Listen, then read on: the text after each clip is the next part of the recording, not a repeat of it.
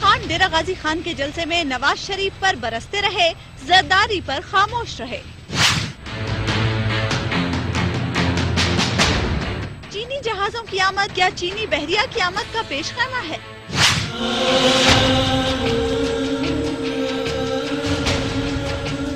घरेलू मुलाजमी वो मजदूर जिनकी तनख्वाह मुकर्रर है ना हुकूक।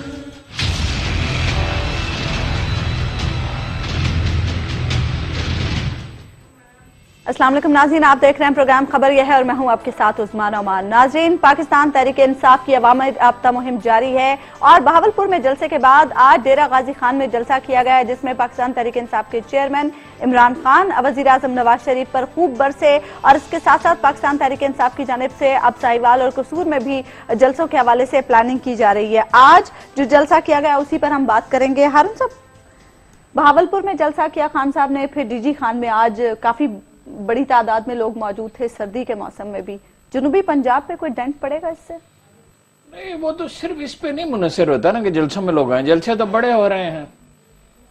तो अभी बता रहे थे प्रोग्राम से पहले अली जनाब 4 गुना जलसा है उससे, नवाज शरीफ से।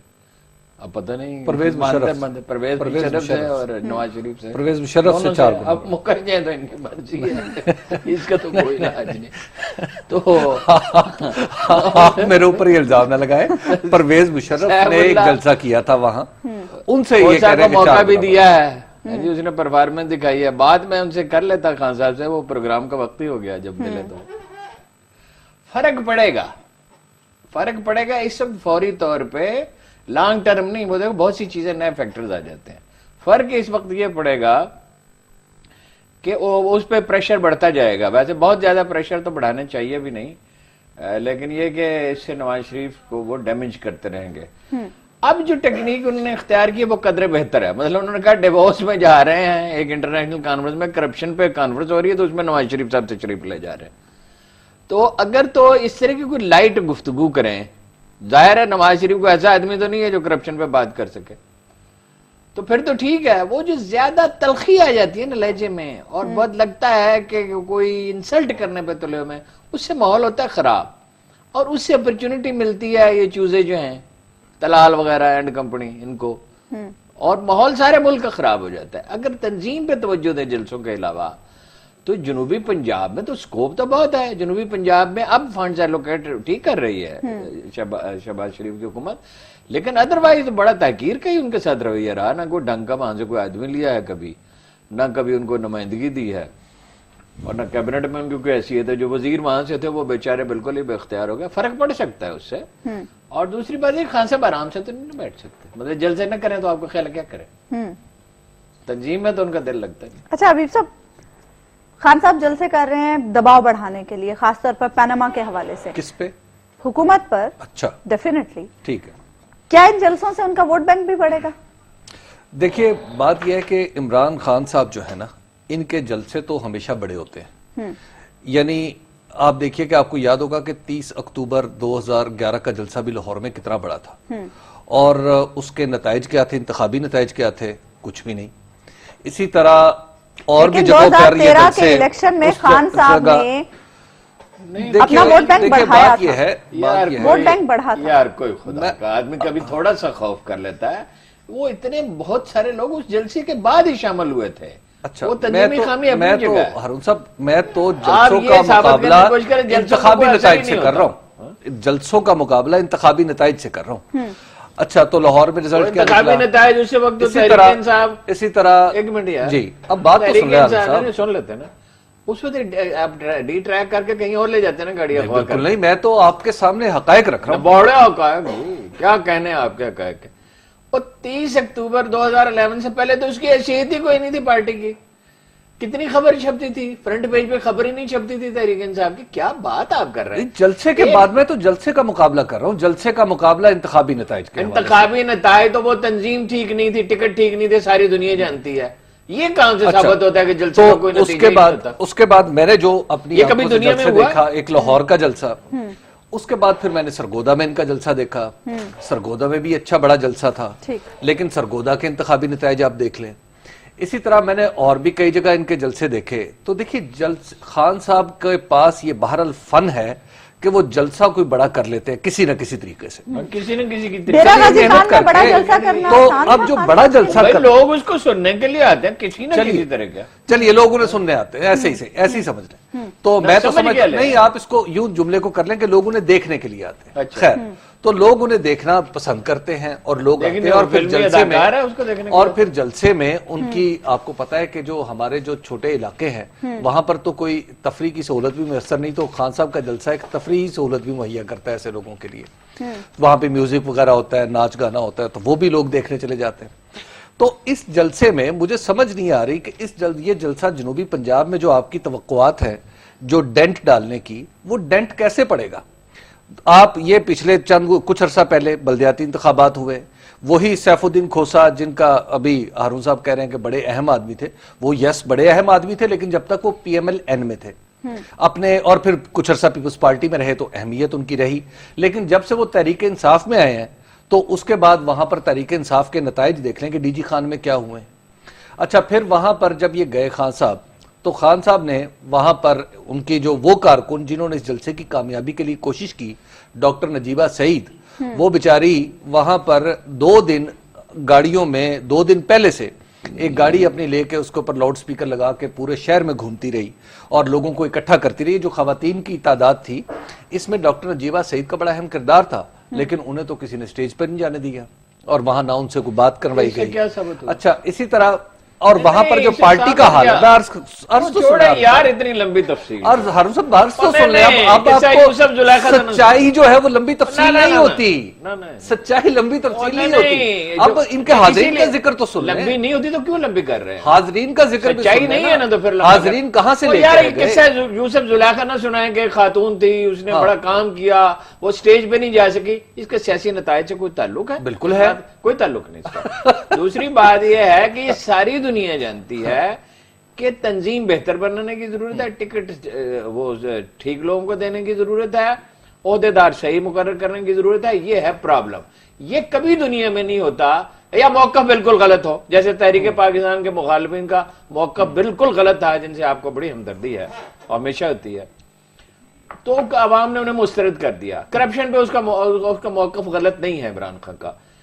کسی میجر ایشو پہ اس کا موقف ایسا نہیں ہے جو قوم ناپسند کرتی ہو، جس کو تحقیر کے نگاہ سے دیکھ. اور تفریح کیا؟ نواز شریف تفریح نہیں ہے. نہیں ہم نے جلسے کو یعنی میں آپ اس کا اولیاء بیان کروں نواز شریف کا؟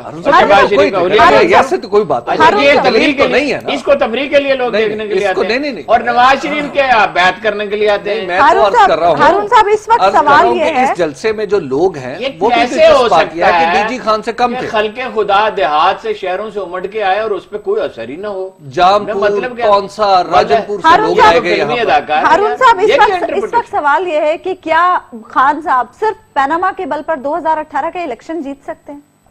نہیں، صرف پاناما اثر انداز ضرور ہوگا ان اینی کیس، یعنی بری ہو جائے نواز شریف عدالت سے، لیکن یہ اب وہ نہیں کہہ سکتا کہ میں معصوم عن الخطا ہوں. یہ بی بی سی کیا شور مچا رہی ہے اور دنیا بھر کے اخبارات کیا کہہ رہے ہیں اور پاکستانی میڈیا کیا کہہ رہا ہے اور کس مصیبت کے ساتھ مینج کر رہے ہیں میڈیا کو. ہم اندھے ہیں.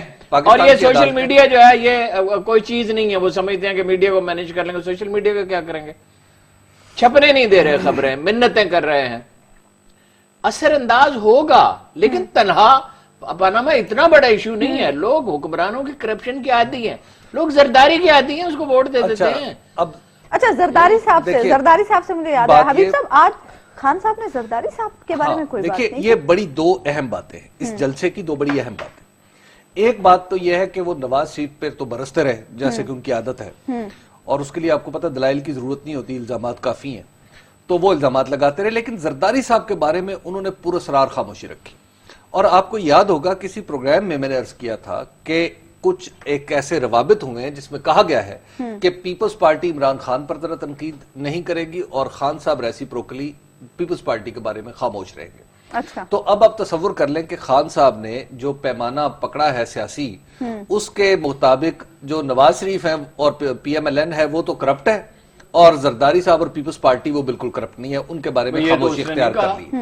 لی۔ یہ تو اچھا، اس نے نہیں دوسری کہا۔ بات یہ ہے، ایک منٹ، میں تو ان کی خاموشی کی توجیہ کر رہا ہوں، آرون صاحب کرتے ہیں آپ بات تو سن لینا، نہیں نہیں ایسی فضول بات ہے۔ آپ بات تو سن لیں، نہیں، مسئلہ یہ کہ کیا میں اس طرح کی انہوں نے بات نہیں اپنی سنتے۔ بات کہی، اس میں طرح اسی کی بات بات کی نہیں توجیہ کر رہا ہوں۔ سنتے، نہیں وہ اس طرح کی بات نہیں سنی جا سکتی۔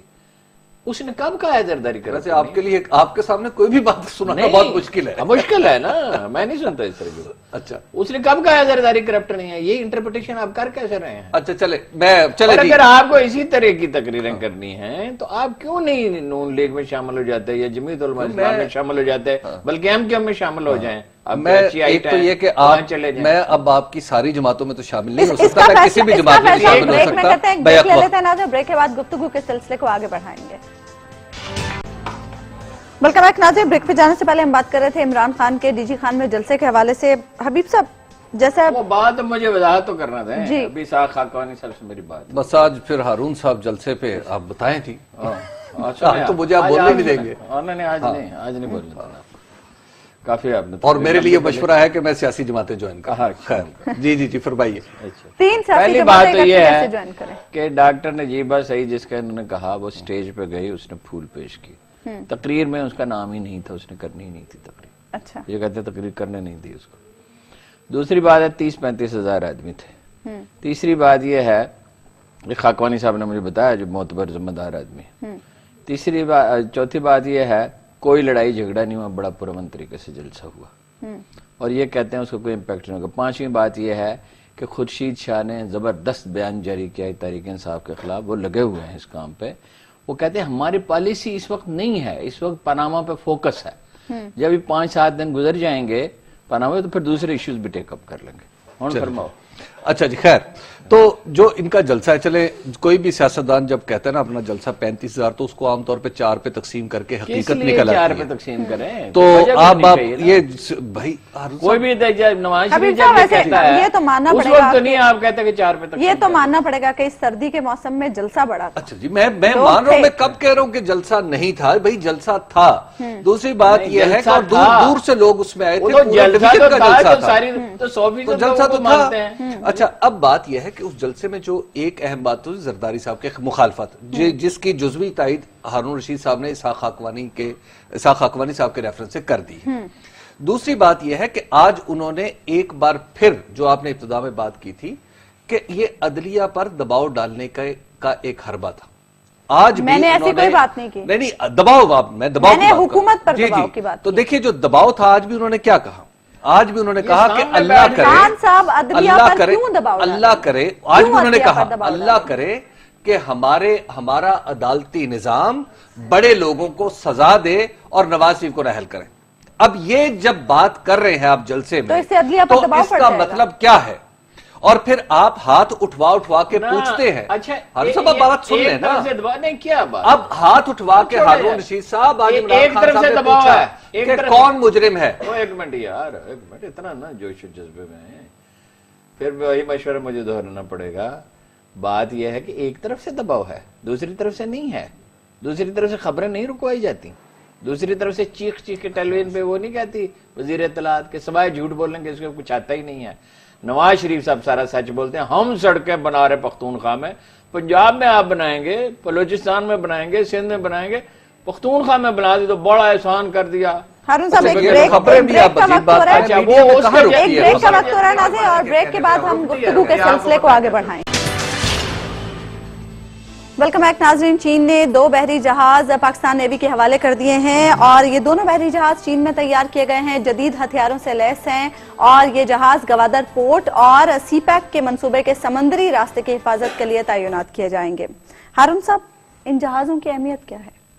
پہلی بات ہے یہ نیوی کے حوالے نہیں کیے گئے، نہیں کیے گئے، خبریں تو یہی آ رہی میری ہیں ٹائم پاکستان میری ٹائم ایجنسی جو ہے، جو کوسٹ گارڈ کی طرح ایک اور ادارہ ہے، 200 ناٹیکل مائلز میں اپنے حفاظتی انتظامات کا اس کے حوالے کیے گئے ہیں، اور یہ کوئی تحفہ نہیں ہے، کوئی جیسے تاثر دیا جا رہا ہے۔ یہ پاکستان نے آرڈر کیے ہیں 4 جہاز، اچھا، اور یہ 2 پہنچ گئے، 2 اور پہنچیں گے۔ ظاہر ہے بندرگاہ ہے، اس کی حفاظت کا بندوبست کرنا۔ پچھلے دنوں ایک انڈین آپ 2 آئی تھی، اور یہ نفسیاتی مسئلہ بھی ہے کہ اگر آپ کوئی حفاظتی انتظامات نہ ہو تو انڈیا اعلان کر چکا ہے وہ انڈین آبدوز کس لیے آئی تھی. تو یہ اچھی قسم کے جہاز ہیں لیکن یہ لڑاکا جہاز نہیں ہے, مگر راڈار بہت اچھا ہے اور یہ معلوم کر سکتے ہیں کوئی دشمن کی اگر سرگرمیاں ہیں. تو بہرحال یہ تو ایک لانگ ٹرم پلان کا حصہ ہے اور کسی وقت یہ پاکستان میں بن بھی سکتا ہے. ابھی حبیب صاحب جیسے کہ ہارون صاحب بتا رہے ہیں کہ یہ کوئی تحفہ نہیں ہے. دیکھیے اس میں عثمان جو ہمارے ہاں جو سی پیک کا معاملہ ہے اور ڈیفنس اکوپمنٹ کا معاملہ ہے اس میں چائنیز کا بڑا انٹرسٹ ہے کہ وہ پاکستان کو مکمل حالت میں ڈیفنس اکوپمنٹ بیچے اور ہارڈ ویئرز پہ خاص طور پر ان کی توجہ ہے. جو یہ جہاز ہیں یہ جو آئے ہیں اس سے پہلے آپ کو اگر یاد ہو تو گلگت بلتستان کی حکومت کو اسپیشلی گاڑیاں دی گئی تھی. ان میں وہ گاڑیاں تھیں جو چین میں بنی ہوئی تھی. چین کی خواہش یہ ہے کہ جو سی پیک کے الانگ یا سی پیک کی حفاظت کے لیے جتنا ہارڈ ویئر استعمال ہو جتنا بھی دفاعی نوعیت کا وہ موسٹلی چین سے خریدا جائے. ہماری جو پاکستان کی ڈیفنس اسٹیبلشمنٹ ہے وہ ظاہر ہے 3 حصوں پہ مشتمل ہے, ملٹری ہے, نیوی ہے اور ایئر ہے. ہماری نیوی میں یہ ریزسٹنس زیادہ پائی جاتی ہے کہ ہم چائنیز اکوپمنٹ کی طرف جائیں. کیوں؟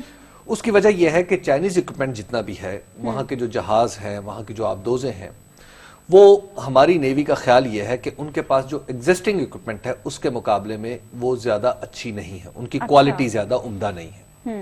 تو چین ایفیشنسی ان کی اتنی نہیں ہے, مینیورنگ جو ہے وہ اتنی زیادہ نہیں ہے, فورس ملٹی پلائرز ان میں سے کم ہے یا ڈیوریبلٹی ان کی کم ہے.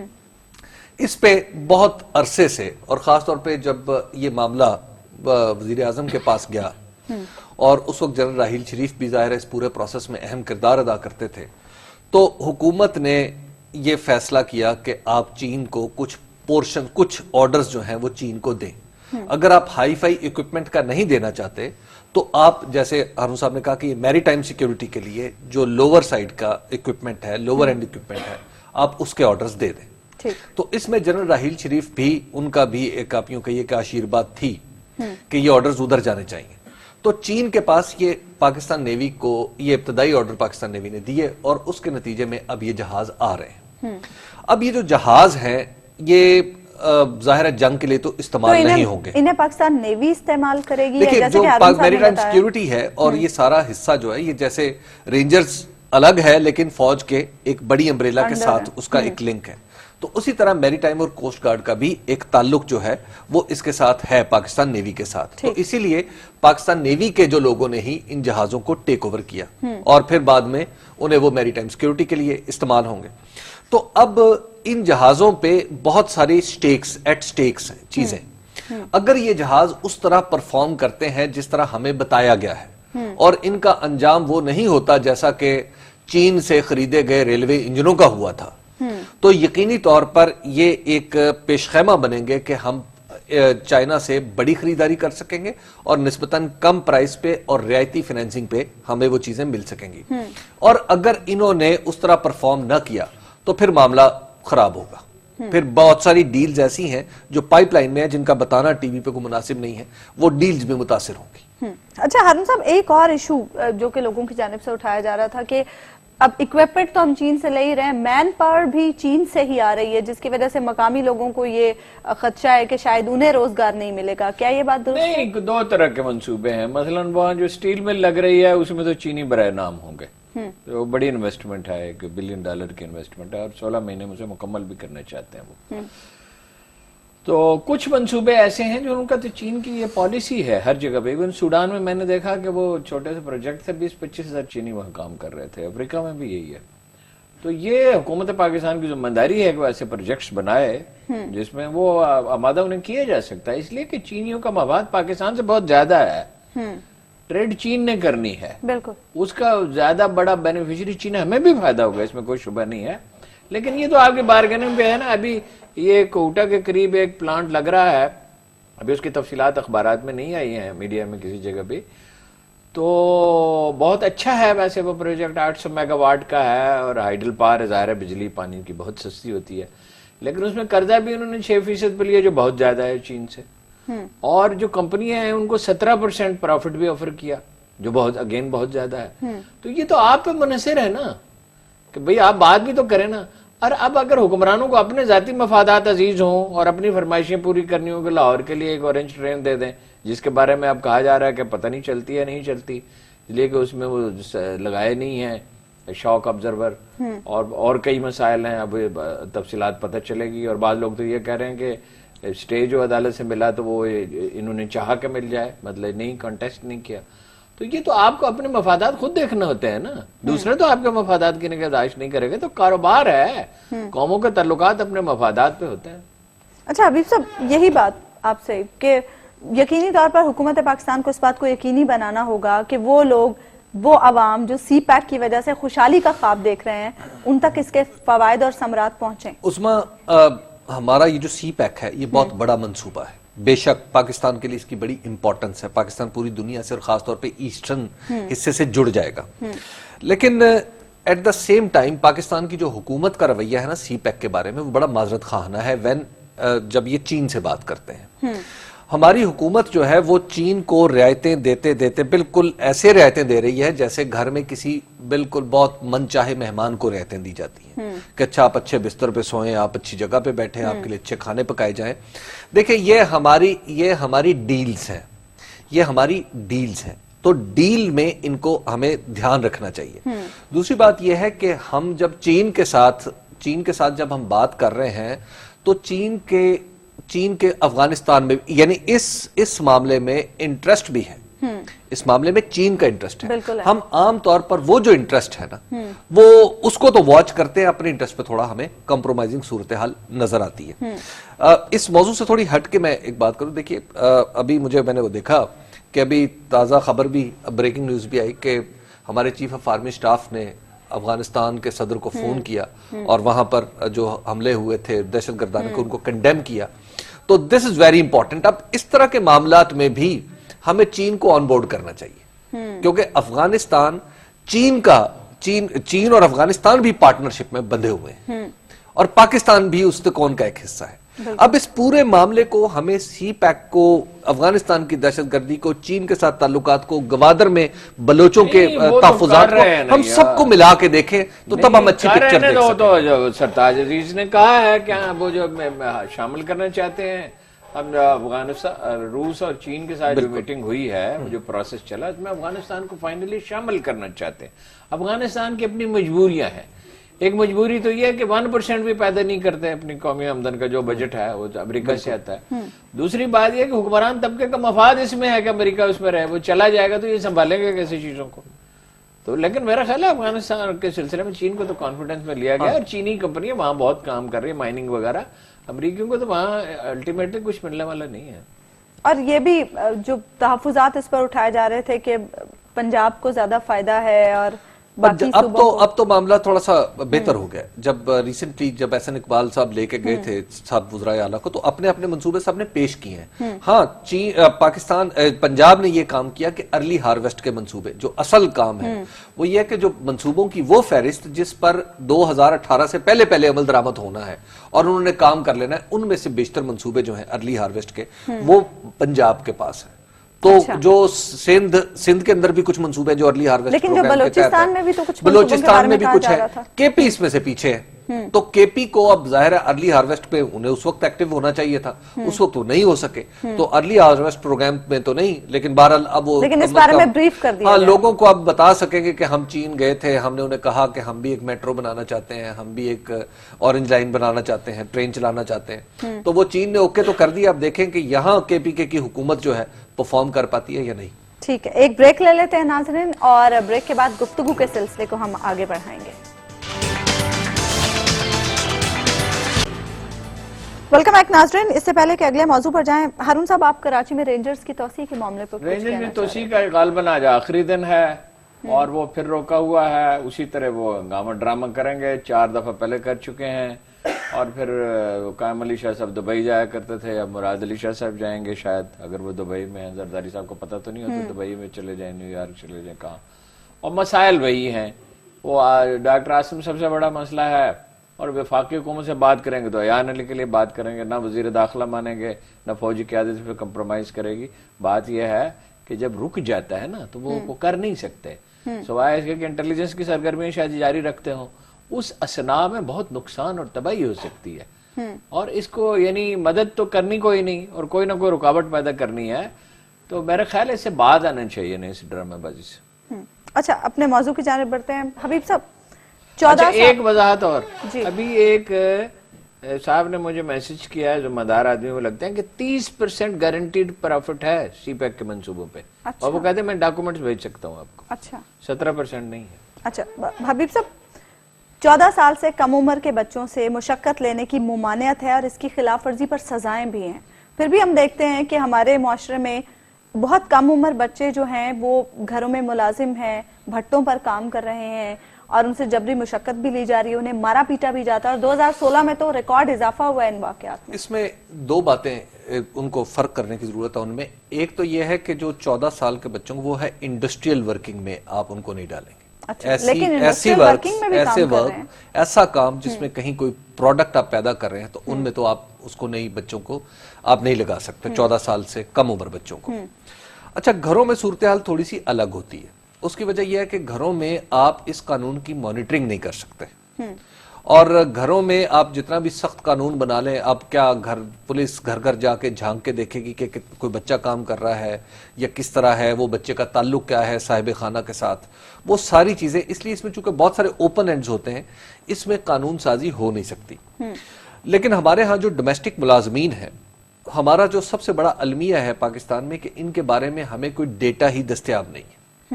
ہمیں اپنی لیبر فورس کے بارے میں ایک براڈ سے اندازے ہیں، ڈیٹا کا مسئلہ پاکستان میں تو ویسے ہر شعبے میں ہے، لیکن اس پرٹیکولر فیلڈ کے بارے میں آپ صرف اندازے ہی لگا سکتے ہیں۔ جو مختلف این جی اوز نے اندازے لگائے ہیں ان میں سے ایک اندازہ ہے کہ، اور جو قرین قیاس لگتا ہے، اور کیونکہ 2-3 این جی اوز اس پہ جو کام کرنے والی ہیں ان کے یہی اندازے ہیں کہ پاکستان میں کوئی 85 لاکھ، یعنی یہ 2015 کے فگرز ہیں، تو 2015 کے ابتدا تک جو تھا یہ 85 لاکھ تھا فگر، اور اس میں 2,60,000 کے قریب بچے تھے جن کی عمریں جو ہیں وہ 14 سال سے کم تھی، اور بعض کا معاملات میں 10 سال سے بھی کم تھی۔ تو اب یہ ڈیٹا اویلیبل ہمارے پاس نہیں ہے۔ دوسری بات یہ ہے کہ ہم اس میں کہیں بھی ڈیٹا کی ارینجمنٹ یا کلیکشن کا بھی ہمارا کوئی نظام نہیں ہے۔ مثال کے طور پہ ایسا ہو سکتا ہے، اور دنیا میں ایسا ہوتا ہے کہ اگر آپ نے کوئی ملازم رکھا ہے، کوئی بچہ جسے گھریلو ملازم ہے، کیونکہ اس کی ڈیوٹی ڈیفائن نہیں ہوتی، رہتا وہ وہیں پہ ہے، تنخواہ اس کا کھانا پینا، اس کا لباس، وہ بھی عام طور پہ گھر والوں کی ذمہ داری ہے، تو اس کو تنخواہ میں کیسے ایڈجسٹ کریں گے؟ تو آپ کو ہارڈ اینڈ فاسٹ رولز نہیں بنا سکتے۔ لیکن اس پر تو ہو سکتا ہے نا کہ ایک تنخواہ مقرر کر دی دیکھیے ایسا نہیں ہو سکتا، گھر کے معاملے میں ایسا کرنا بہت مشکل ہے اور ناقابل عمل ہوگا۔ اس میں یہ ضرور ہو سکتا ہے کہ ہمارے ہاں ہم کوئی ایک ایسا لیگل فارم بنا دیں، لیگل پیپر بنا دیں، انٹرنیٹ سے ڈاؤن لوڈ کر لیں، کوئی چیز ہم ایسی بنا دیں سرکار کی، جس کے اوپر یعنی سرکار کی آشیرواد اسے حاصل ہو، کہ جس میں بچہ لانے والا، مثال کے طور پہ اب یہ ایڈیشنل سیشن جج صاحب، یہ جو اسلام آباد میں طیبہ کا کیس ہوا، اس میں کیا تھا، یعنی نہ جج صاحب کے گھر بچی آ رہی ہے تو وہ بیسیکلی کہیں دوسرے ہاتھ میں آ رہی ہے، پہلے وہ فیصلہ آباد میں رکھی گئی تھی، کسی قسم کی کوئی ڈاکیومنٹیشن ریسپانسبلٹیز کہیں تعین ہی نہیں ہوا اس کا۔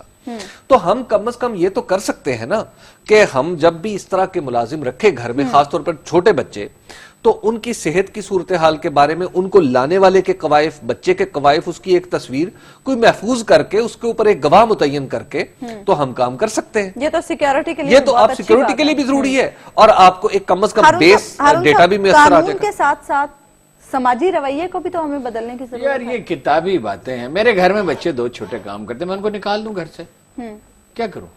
ان کو بھوکا مرنے دوں؟ مطلب یہ عجیب و غریب ہی ایک بات ہے۔ وہ ٹھیک ہے، قانون سے اس طرح تو ہونی چاہیے کہ وہ پروٹیکٹڈ ہوں، ان کے حقوق، وہ ڈاکومنٹیشن بھی ہونی چاہیے، اس سے میں ایگری کرتا ہوں۔ باقی یہ اندھے ہیں، ان کو نظر نہیں آتا۔ وہ تصویر ایک چھپی تھی، شہباز شریف صاحب ایک چھوٹے سے بچے کے سر بٹے پہ تھے یا کہاں سے دستے شفقت رکھے ہوئے ہیں۔ بھائی جب کوئی سسٹم نہیں ہے، اکانومی آپ کی گرو نہیں کر رہی، بچوں کو تعلیم آپ دے نہیں رہے، پڑھنے لکھنے کے لیے کوئی انسینٹیو نہیں ہے، اور پڑھائی کے بعد لوگ بے روزگار پھرتے ہیں۔ میرے بڑے بیٹے نے یونیورسٹی میں 3rd پوزیشن حاصل کی تھی، پاکستان کی سب سے اچھی یونیورسٹی میں، اور 5 سال کسی انٹرویو کے لیے بلایا نہیں گیا۔ وہ سفارش سے ایک چھوٹی سی نوکری ملی، جو بعد میں نے چھڑوا دی کہ لعنت بھیجو، سفارش پہ کیا نوکری کرنی۔ تو بھائی آپ اوور آل معاشرے کو بہتر سماجی آف کورس تعلیم ہونی چاہیے، لیکن اس ملک میں جہاں پولیس نام کی کوئی چیز ہے ہی نہیں، پولیس تو باندھی ہے نا حکمرانوں کی، بارسوخ لوگوں کی، چاہے وہ حکمران نہ بھی ہوں، اور جہاں عدالت سے کوئی انصاف کا کوئی سوال ہی نہیں پیدا ہوتا نچلے درجے کون جائے گا؟ یہ تو بچی کا معاملہ انہوں نے اٹھا دیا، میڈیا نے اتنا اٹھا دیا کہ وہ جو ہے وہ چیف جسٹس نے اس کا نوٹس لے لیا۔ تو وہاں آپ کیا یہ پہلے بڑے مسائل حل کیے جاتے ہیں، قومی پالیسیاں درست کی جاتی ہیں، پھر اس کی روشنی میں قوانین بنا دیں، اس کا احترام کوئی نہیں ہے قوانین کا۔ گھر گھر میں پولیس جھانکے گی، جائے گی، اسے رشوت لے گی، بھائی یہ تو ایک ایسی عجیب۔ اچھا دوسرا ایک اور اس میں طیبہ والے کیس میں کچھ ڈیٹا تک میری رسائی ہوئی جو 2010 سے لے کے 2013 تک دونوں بوتھ ایئرز انکلوڈیڈ، اس کا مطلب ہے 4 سال کا ڈیٹا۔ اس 4 سال میں پورے پاکستان میں بچوں پر جو گھریلو ملازمین تھے بچے، ان کے اوپر تشدد کے 41 واقعات رپورٹ ہوئے تھے، 41۔ ایک تو یہ ہے کہ 4 سال جو رپورٹ ہوئے، اب یہ کوئی 41 بہت بڑی فگر نہیں ہے۔ اگر آپ سائز دیکھیں نا، اگر آپ فرض کر لیں کہ تقریباً 85 یا 90 لاکھ یا 1 کروڑ لوگ کام کر رہے ہیں گھریلو ملازمین، تو ان میں سے اگر صرف 41 کیسز رپورٹڈ ہیں تو اس کا مطلب ہے نتھنگ ہے۔ دوسری بات یہ ہے کہ یہ ایک بات بہرحال بڑی امپورٹنٹ ہے، یہ ملازم خوشحال آدمی ہی رکھ سکتا ہے، گھریلو ملازم اپنی معاونت کے لیے۔ اب جو ہمارے سکولز ہیں نا، خاص طور پر جہاں امراء کے بچے پڑھتے ہیں، یہ ہمیں وہاں پر کورس میں بتانا چاہیے، وہاں پہ اساتذہ کو بتانا چاہیے کہ انہیں اپنے گھر میں بیہیو کیسے کرنا ہے، اور خاص طور پر ملازمین سے۔ میں عام طور پہ دیکھتا ہوں کہ ایلیٹ سوسائٹی میں خاص طور پر ملازموں سے بچوں کا سلوک جو ہے نا، وہ بالکل آقا جیسا ہونے لگا ہے، تو یہ کوئی اچھی بات نہیں ہے۔ ہماری جو روایت ہے وہ یہ ہے کہ سر سید احمد خان کو ان کی والدہ ماجدہ نے گھر سے نکال دیا تھا کہ انہوں نے ایک ملازمہ سے بدتمیزی کی، اور جب تک ملازمہ سے معافی نہیں مانگی تو سر سید احمد خان گھر واپس نہیں آ سکے۔ پاکستان میں بہت سے ملکوں سے صورتحال بہتر ہے، کوئی کھانا انڈیا میں نہیں ملتا، ملازم کو تنخواہ نہیں ملتی، بڑے برائے نام تنخواہ ملتی ہے، تذلیل بہت ہوتی ہے، یہ تو سوال ہی پیدا نہیں ہوتا تو اس کو گھر میں بیٹھ کے سلیقے سے کھانا پیش کیا جائے۔ خشونت سنگھ نے لکھا تھا پاکستان میں ڈرائیور وہ کھانا کھاتا ہے کسی تقریب میں جب کسی کے ساتھ جاتا ہے، جو اپنا جو مہمان اور صاحب خانہ کھاتے ہیں، سب لوگ کھا رہے ہیں، اور اسے بیٹا کہہ کے بلایا جاتا ہے۔ بہت سے لوگ ایسے ہیں، یعنی سارے تو نہیں۔ پاکستان میں بہت سے ملکوں سے صورتحال بہتر ہے، لیکن اس کا یہ مطلب نہیں ہے کہ اس پہ آرام سے بیٹھ جائیں آپ۔ اصل مطلب بچوں کو تعلیم ملنی چاہیے۔ مسلمان جب مسلمان تھے تو غلاموں کو اور کنیزوں کو پڑھاتے تھے، اور اس میں بڑے بڑے لوگ پیدا ہوئے، بڑے بڑے ماہرین پیدا ہوئے۔ عطا بن ابی رباح جیسا آدمی پیدا ہوا جس کے بارے میں جناب عبداللہ بن مسعود نے کہا تھا کہ ان کے ہوتے ہوئے کسی سے سوال کرنے کی ضرورت نہیں ہے، بادشاہ جن کی خدمت ہے۔ اب ہم ملازموں کے ساتھ اگر ہمارا یہ رویہ نہیں ہے، ہمیں کوئی پڑھنے لکھے، کوئی اللہ رسول کا بھی تو ہونا چاہیے۔ نہیں، یہ این جی اوز پہ جو پیسے خرچ کرتے ہیں یہ بچوں پہ نہیں کر سکتے، یہ این جی اوز کے ڈشکرے پالتے ہیں جو ہمارے ایپ گنتے ہیں اور انہیں ہائی لائٹ کرتے ہیں اور دنیا بھر میں ہماری رسوائی کا ذریعہ بنتے ہیں، مگر ان بچوں کے لیے کوئی مدد نہیں دے گا۔ اور حکومت سے ریکویسٹ ہے ہماری کہ جناب یہ طیبہ والا معاملہ اس کو بنیاد بنا کے کوئی الٹی سیدھی قانون سازی پہ نہ اتر آئیں۔ ہر معاملہ قانون سے حل نہیں ہوتا، سماجی سدھار سے بہتر ہوتا ہے، بالکل، اور اسی پہ توجہ رکھیں، آپ الٹی سیدھی کو قانون نہ بنا دیجیے۔ ٹھیک ہے، پروگرام کا وقت ختم ہوا۔ ناظرین، آپ سے ملاقات ہوگی انشاءاللہ اگلے ہفتے اللہ نے کے بعد۔